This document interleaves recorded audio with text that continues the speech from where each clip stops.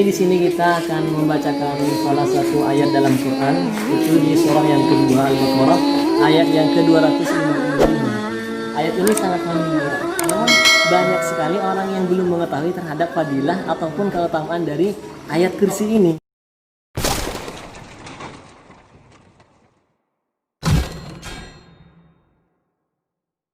Assalamualaikum warahmatullahi wabarakatuh. Wah, jawab dulu salamnya. Waalaikumsalam warahmatullahi wabarakatuh. Ya, sekarang kita sedang berada di gedung apa namanya? Rusunawa. Rusunawa yang terletak di pesantren Mutiara Bangsa.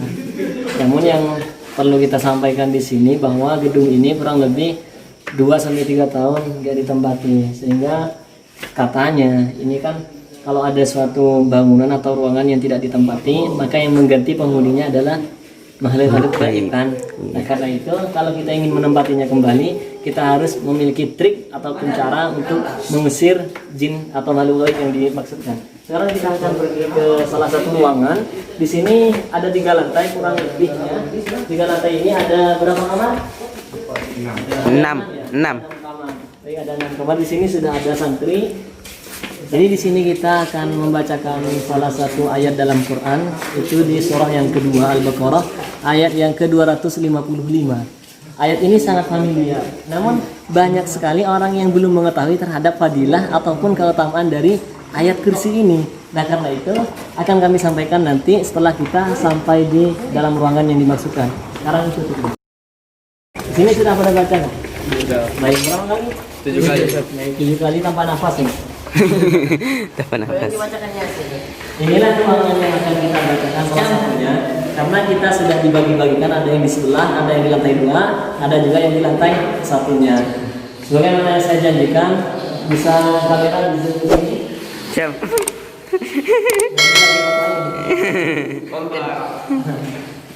Jadi seperti ini, banyak sekali yang belum mengetahui terhadap fadilah atau keutamaan dari ayat kursi. Nah, bahkan ada suatu kisah, kalau kita bacakan ayat kursi, kemudian makhluk gaib tersebut belum juga pindah dari tempat yang dimaksudkan, maka jangan cuma ayatnya saja yang dilemparkan, bahkan kursinya juga dilemparkan.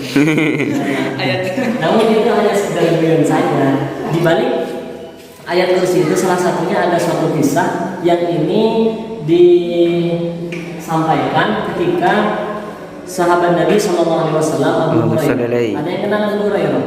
Kenal di mana? Kenal namanya Ustaz. Tahu berarti. Nah, Abu Hurairah itu awalnya bukan Abu Hurairah ya. Abu Hurairah itu adalah julukan yang disematkan oleh Nabi itu kepada Abu Hurairah.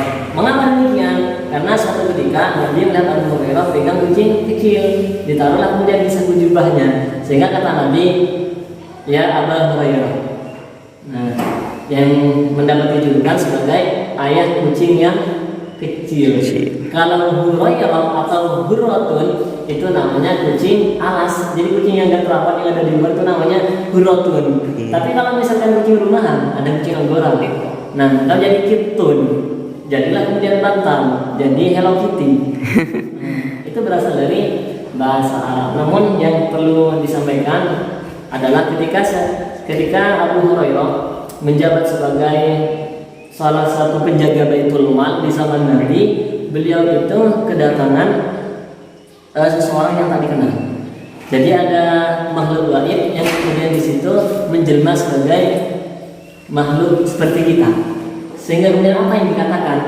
Karena Abu Hurairah menjaga Baitul Mal itu kan isinya harta semua di situ. Sehingga suatu ketika pada malam hari, makhluk gaib yang menjelma sebagai manusia ini kemudian mengambil hartanya yang ada di Baitul Mal. Terciduklah kemudian oleh Abu Hurairah. Sehingga ketika terciduk, alasan dia berargumen bahwa dia mengambil harta tersebut karena alasan ini dan itu. Ini di malam yang pertama. Kemudian diadukanlah kepada Rasulullah SAW. Sehingga kata Nabi, jangan kau biarkan dia pergi, karena besok malam dia akan datang lagi. Apa yang terjadi kemudian di malam yang kedua, makhluk yang tadi datang kembali dan mencuri harta. Ditanya kembali oleh Abu Hurairah, kamu ngapain mencuri lagi? Katanya semalam kamu balik lagi. Ternyata dilaporkanlah ke Rasulullah kemudian 2 kali dilaporkan ke Rasulullah, kata Rasul, besok dia akan kembali lagi. Sehingga kemudian di malam yang ketiga oleh Abu Hurairah ditangkaplah kemudian makhluk itu. Sehingga ketika ditangkap, dia kemudian mengatakan, saya akan memberikan suatu amalan supaya kamu nanti bisa terbebas atau terjaga dari gangguan setan atau jin. Apa yang kemudian disampaikan? Yaitu amalkanlah ayat kursi ini, yaitu Allahu la ilaha illa huwal hayyul Qayyum. la ta'khudhuhu sinatun wa la Naum. lahu ma fis samawati wa ma fil ard man alladhi yashfa'u indahu illa bi'idhnihi ya'lamu ma baina aydihim wa ma khalfahum wa la yuhituna bi shay'in min ilmihi illa bima syaa' wa wasi'a kursiyyuhu samawati wal ard wa la yaquduhu hifdhuhuma wa huwal 'aliyyul 'azim.